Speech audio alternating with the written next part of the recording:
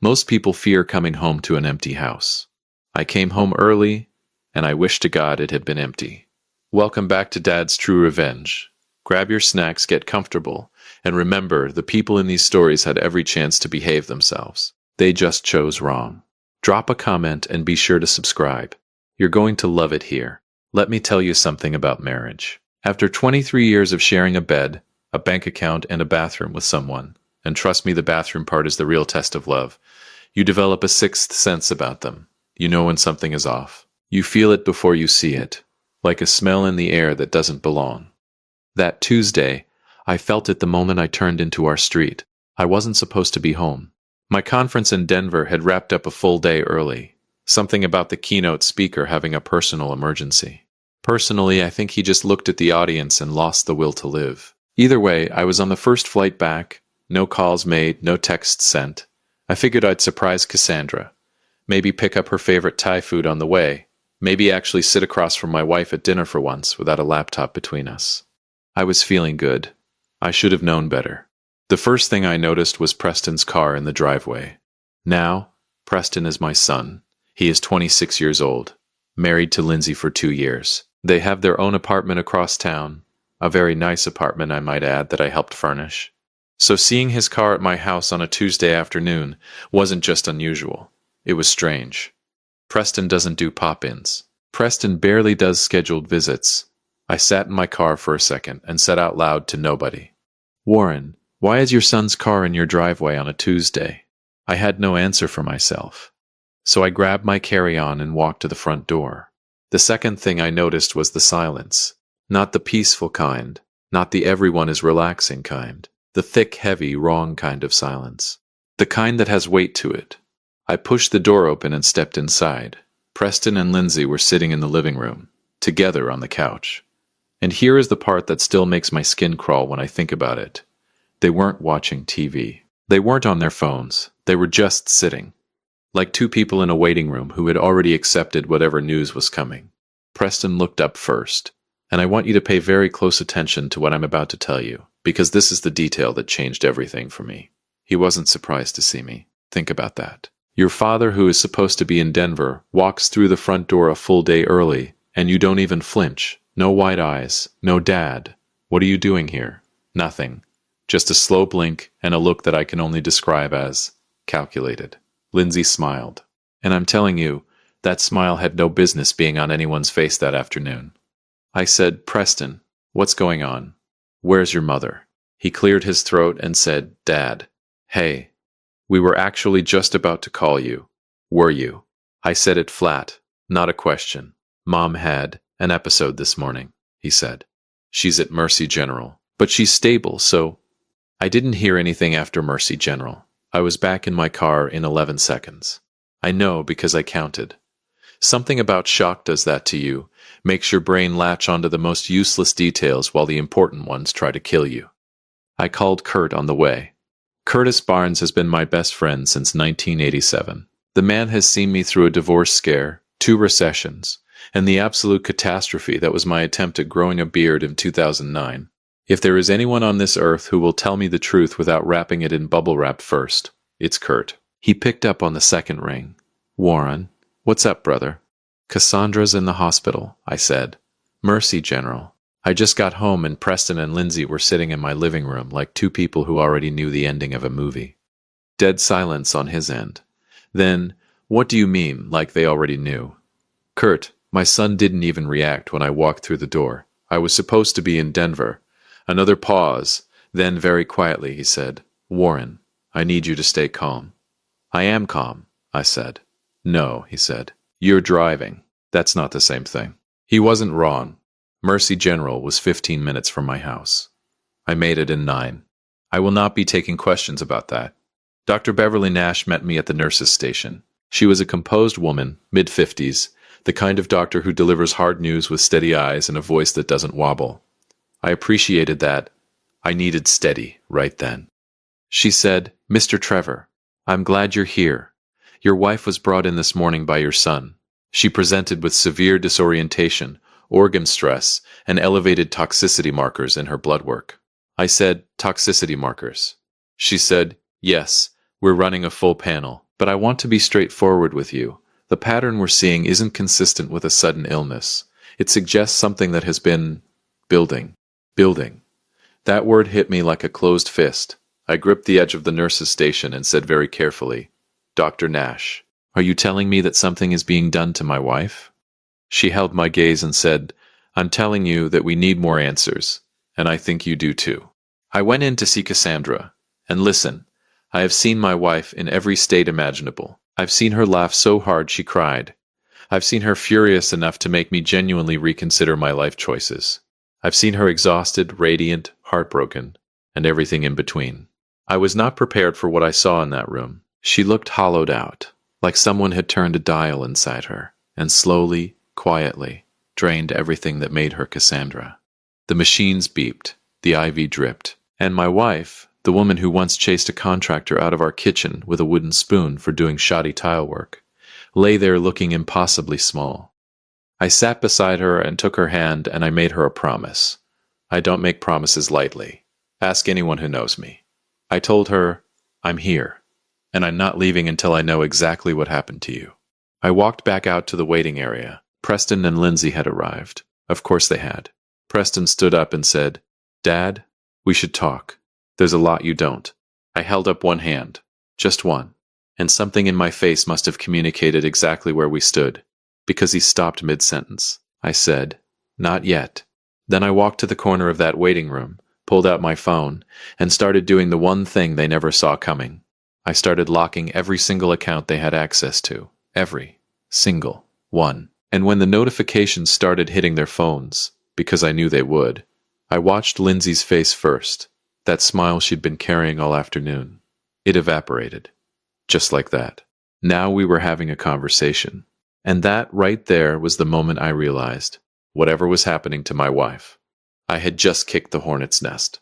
The question was, how many hornets were inside? If you've made it this far, do us one quick favor. Subscribe. A lot of people watch without ever doing it, but it costs you nothing and means everything to us. Thank you, genuinely. Let me tell you something about denial. Denial is comfortable. Denial is warm. Denial will pour you a cup of coffee, sit across from you and tell you that everything is fine, that you're overreacting, that you're paranoid, that the people you love are incapable of the things your gut is screaming at you about. I had lived in denial for probably longer than I care to admit. But sitting in that hospital parking lot at 9:43 at night, with my wife hooked up to machines 30 feet above me, and my son's eyes burned into my memory, I evicted denial, permanently, changed the locks and everything. And I called Kurt. He picked up before it even finished the first ring. Talk to me, he said. She looks terrible, Kurt, I said, and my voice did something embarrassing on that last word that I will not be elaborating on. The doctor used the word toxicity, said it's been building, not a sudden thing, something gradual. I heard him exhale slowly. Then, Warren, gradual means deliberate. I know what it means, I said. And Preston and Lindsay were in the house. They're in the waiting room right now. Silence. Then Kurt said something I will never forget as long as I live. He said, Brother, you need to think very carefully about who had access to Cassandra's food, her drinks, her medication. Every day. Over the last few months, you need to think about who was around. And that's when it hit me. 4 months ago, Cassandra had twisted her ankle coming down the stairs. Nothing serious. A bad sprain. But Preston had swooped in almost immediately and suggested that Lindsay, who worked part-time and had a flexible schedule, could come by the house every morning to help Cassandra with breakfast and her medications while I was at work. At the time, I thought it was generous. I actually told Kurt, maybe I misjudged that boy. I want to go back in time and slap myself. I went back inside. Preston was standing by the vending machine, arms crossed, wearing an expression I can only describe as a man trying very hard to look innocent and failing at a graduate level. Lindsay was seated, phone face down on her lap. Now, and I need you to understand the significance of this, Lindsay is never without her phone. That woman is physically attached to that device. I once watched her scroll through it during a Thanksgiving prayer. So a face-down phone meant she was either expecting a call she didn't want me to see, or she'd already received one. I sat down directly across from them. Preston said, Dad, I know how this looks. I said, Do you, Preston? Walk me through exactly how you think this looks, because I am genuinely curious. He shifted in his seat. Mom has been having health issues for a while. We were trying to help. Lindsay was coming by every morning, making sure she ate, took her vitamins. Her vitamins, I repeated. Yes. Which vitamins? He blinked. What? I said, which vitamins? She takes 3 different supplements. Which ones was Lindsay giving her? He looked at Lindsay. Lindsay looked at her lap. And that right there, that 3-second exchange, told me everything I needed to know. I stood up and said, I'm going to need both of you to go home. Preston. I said his name once, quietly, the way my own father used to say mine when I was about to do something I could not take back. Go. Home. Not even close. I sat in that waiting room with a cup of terrible hospital coffee, and I did what any reasonable man who suspects his son and daughter-in-law of poisoning his wife would do. I started digging. I pulled up every bank statement from the last 6 months. And listen, I am not a forensic accountant. I am a 54-year-old man who still finds online banking mildly suspicious. But even I could see that something was wrong. There were withdrawals, small ones at first, 200 here, 350 there, the kind of amounts that don't scream at you, they whisper. But when I added them up, we were looking at close to $11,000 over 5 months. From a joint account that Cassandra and I shared and that Preston had limited access to for emergencies. $11,000. I called Kurt at 2 in the morning. He answered like it was noon. 11,000, I said, without even saying hello. From which account? The joint household account. Small withdrawals.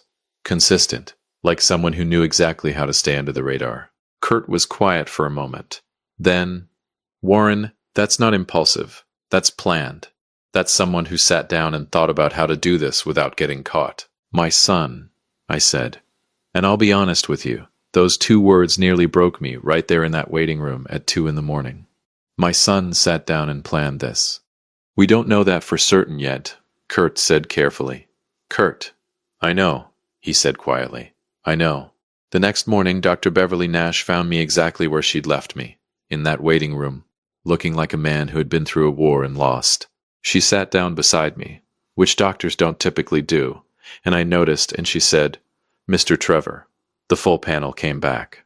I said, tell me straight. She said, your wife has elevated levels of a compound consistent with long-term ingestion of a specific heavy metal. The levels suggest consistent exposure over a period of months. Her kidneys are under significant stress. We've started treatment, and I want to be clear. We caught this. She has a strong chance of recovery.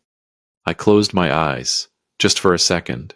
Then I said, Dr. Nash, if someone were doing this deliberately, how would they administer it? She paused, then very carefully she said, it could be introduced through food, through drink, through supplements, particularly powder-based ones that dissolve easily and have no distinct taste. I heard Preston's voice in my head. Lindsay was coming by every morning, making sure she ate, took her vitamins. I stood up so fast my chair scraped the floor and Dr. Nash put a hand on my arm. Mr. Trevor, I need to make a phone call, I said. I called my attorney first. Then I called the bank and had every remaining account locked, restructured, and password protected with codes that only I and my attorney had access to. I removed Preston's emergency access. I removed the automatic transfers. I removed everything. Within 20 minutes, my phone started ringing. Preston, 4 times. Lindsay, twice. Then a text from Preston that said, Dad, what did you do? Why can't I access anything? Call me back right now. Right now. Caps and everything. I stared at that message for a long time. This was a young man who, as recently as Christmas, had hugged me at the door and told me I was the best father he could have asked for. I had believed him.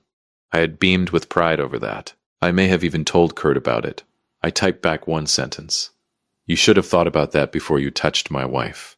I put my phone in my pocket, and then I walked back upstairs to sit with Cassandra, because she was the only thing that mattered. She was going to wake up. Dr. Nash said so.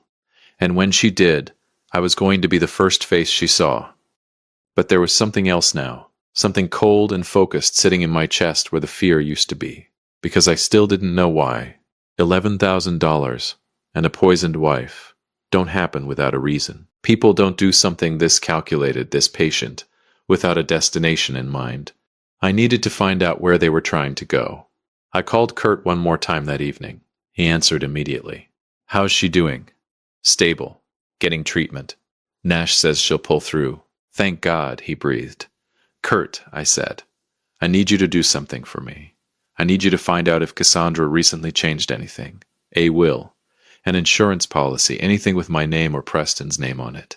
Silence. Then, Warren, you think this is about money? I think, I said slowly, that my son needed $11,000 badly enough to take it without asking. And I think whatever he needed it for was just the down payment. Kurt exhaled. I'll make some calls, he said. I didn't know it yet. But by morning, Kurt was going to find something that would make $11,000 look like pocket change. And it was going to change everything. If you've been listening for a while and want stories like this to keep coming, it really helps if you hit that like button and subscribe. 97% of people never do. But it's what keeps this whole thing running. So thank you for real. Revenge is a dish best served cold. But I prefer mine served at exactly the right temperature. Warm enough to sting, precise enough to scar, and delivered with a smile that they'll spend the rest of their lives trying to forget. Let me tell you something about the truth. The truth doesn't always arrive dramatically. It doesn't always kick the door down, flip the table, and announce itself with thunder and lightning.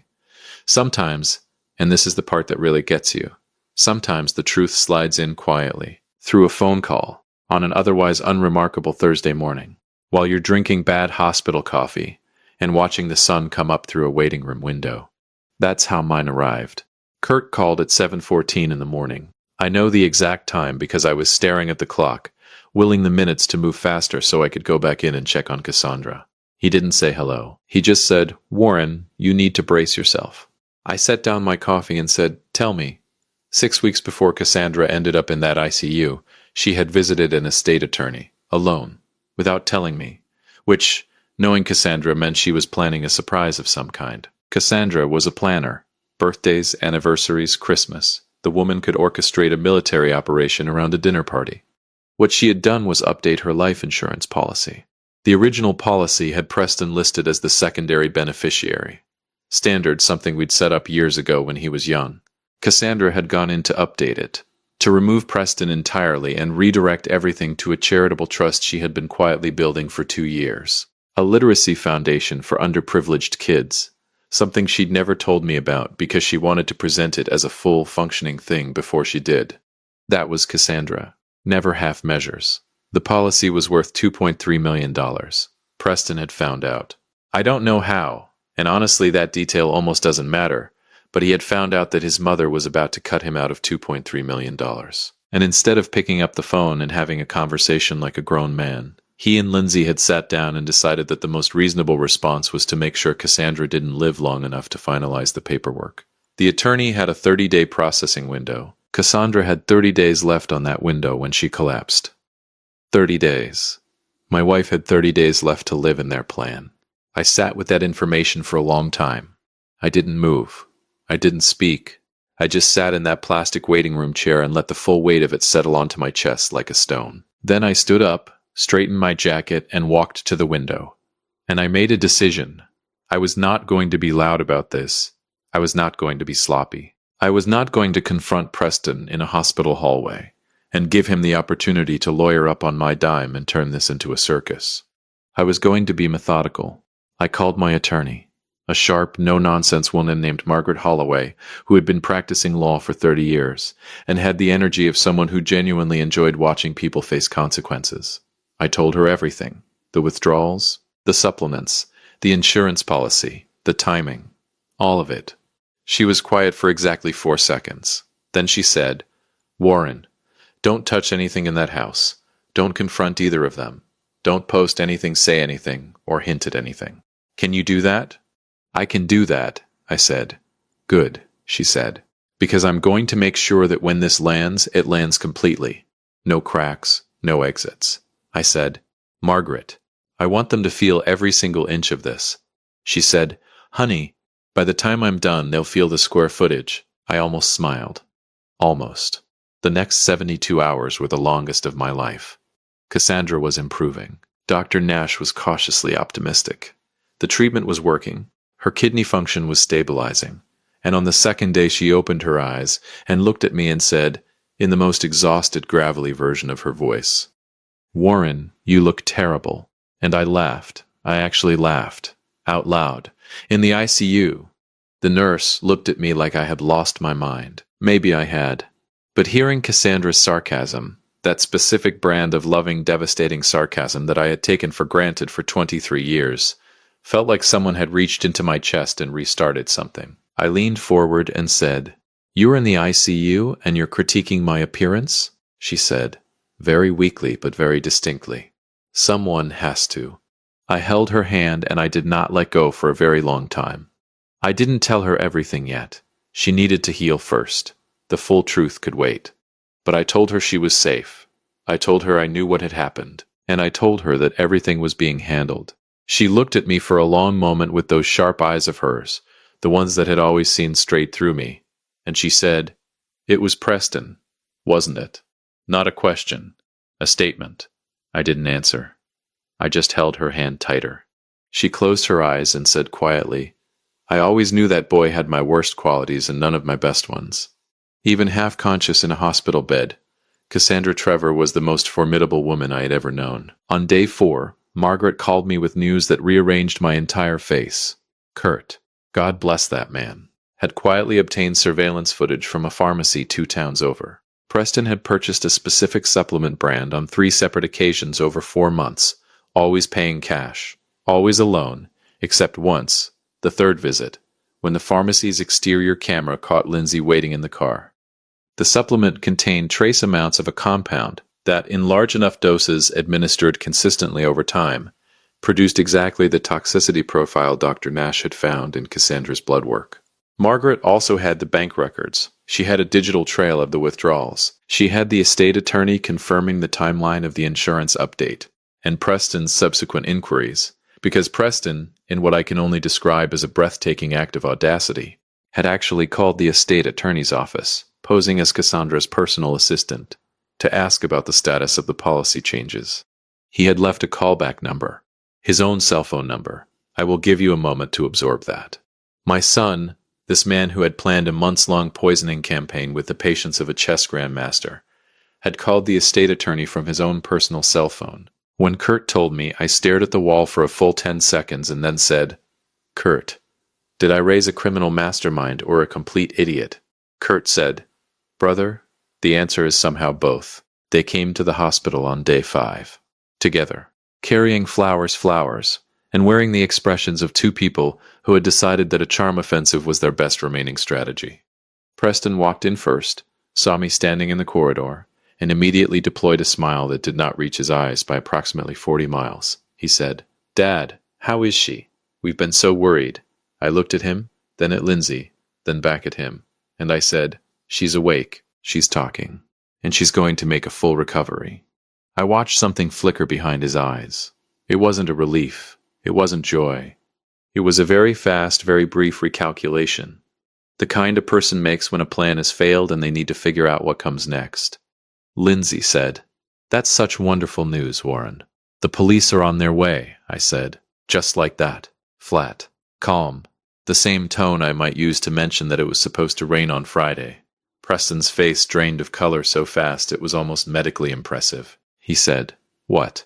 "Margaret Holloway filed everything this morning," I said.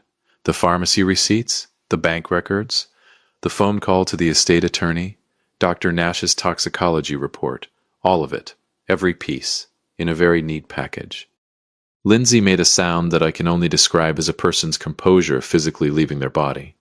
Preston said, "Dad, just listen for 1 second, okay? Just let me. Because I am, despite everything, his father. There is nothing you can say to me right now. There is not a sentence in the English language that covers this. So I need you to stop talking." He opened his mouth. I closed it. I opened it again. I said, "The flowers are nice, though. Cassandra will appreciate them from someone else." They were arrested in the hospital parking lot. I watched from the window. Margaret had timed it with the precision of a woman who understood that optics matter. They were still holding the flowers when the officers approached.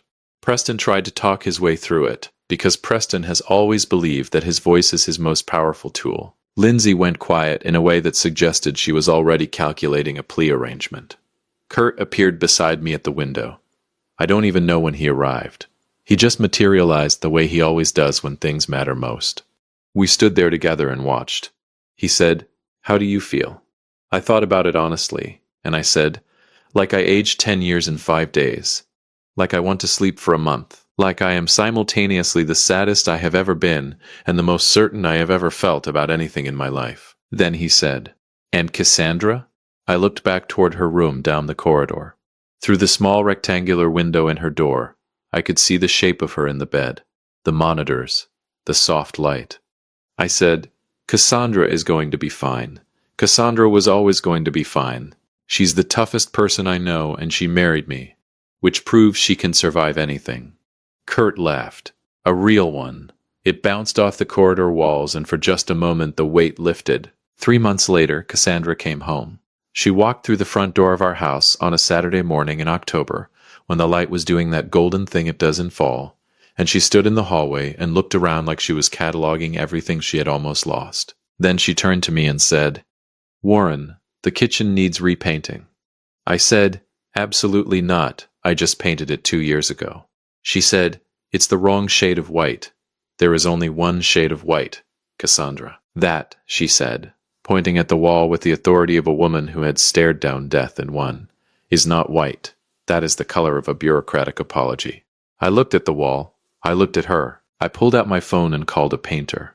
Preston and Lindsay faced charges of attempted murder, conspiracy, and financial fraud. Margaret Holloway prosecuted with the energy of someone who had been waiting her entire career for a case this clean. The trial lasted 11 days. The verdict took the jury 4 hours. They were sentenced, significantly. I won't give you the number because, frankly, whatever number I say won't feel like enough. What I will tell you is that when the verdict was read, I was sitting in that courtroom next to Cassandra, who was holding my hand with a grip that could have bent steel. And when it was over, she leaned over to me and said very quietly, "I want Thai food." I said, "Right now?" She said, "I have been thinking about Thai food for 3 months, Warren. Do not test me." So we got Thai food. Kurt came, Margaret came, Dr. Beverly Nash, who Cassandra had apparently charmed completely during her recovery, came. We sat around a table, and we ate, and we laughed, and I watched my wife gesture wildly while telling a story, and I thought, there she is. There's Cassandra. I said at the beginning of this story that I came home early, and I wished to God the house had been empty. I take that back. I am glad I came home. I am glad I walked through that door. I am glad I saw what I saw, and felt what I felt, and moved the way I moved. Because if I had landed one day later, if that conference had run its full schedule, if I had stayed in Denver one more night, Cassandra wouldn't have made it, and I would have spent the rest of my life not knowing why. So no, I don't wish the house had been empty. I wish my son had been the man I thought I raised. But you can't control what people choose to become in the dark.